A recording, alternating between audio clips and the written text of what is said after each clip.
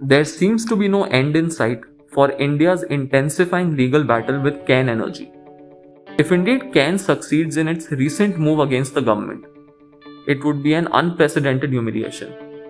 Meanwhile, the government's strategy for safeguarding its foreign assets comes with several riders attached. We examine how India plans to fight the case. And to do that, we have Business Standard's Sudipto Dey with us. But first, let's understand the details of the case and recent developments. Cairn Energy has identified assets of the Indian government for enforcing the arbitration award it won. These assets are located in the US, the UK, Canada, Singapore, Mauritius, France, and the Netherlands. Earlier this month, Cairn received a favorable order from a French tribunal for seizing 20 Indian government properties in that country. Taken together, these properties are valued at more than 20 million euros. In March this year, India filed an appeal against the arbitration verdict at The Hague. The government has challenged the $1.2 billion award on grounds of sovereignty and tax avoidance by the UK oil major. As things stand, India could invoke sovereign or state immunity to safeguard its foreign assets. Let's understand what that means and the challenges involved. India is in a hard position. Its appeal against the order is still pending. So its strategy is largely defensive.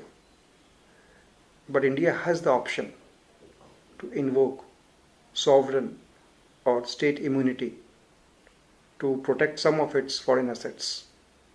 India could face two challenges. First, it will have to convince the concerned courts that the properties are being used for dispensing sovereign functions. However, the same line of defense cannot be put forth for properties that are being used for commercial purposes. However, the Cairn episode is not the only such case facing India.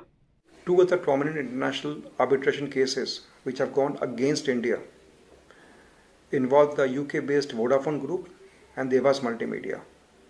In all these cases, a prolonged legal battle will draw adverse international publicity among foreign investors. A negotiated settlement could well be the most prudent option for India. The government lost the international arbitration case to Cairn Energy in a verdict on December 21, 2020. The case pertains to the 24,500 crore rupee tax demand on capital gains made by the oil company in reorganizing its India business in 2006-07. The energy major has been building pressure on New Delhi to honor the arbitration award.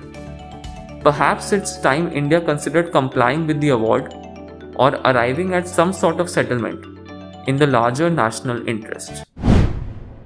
If you like this video, share it and subscribe to Business Standard. For more news, views and insights, log on to www.business-standard.com.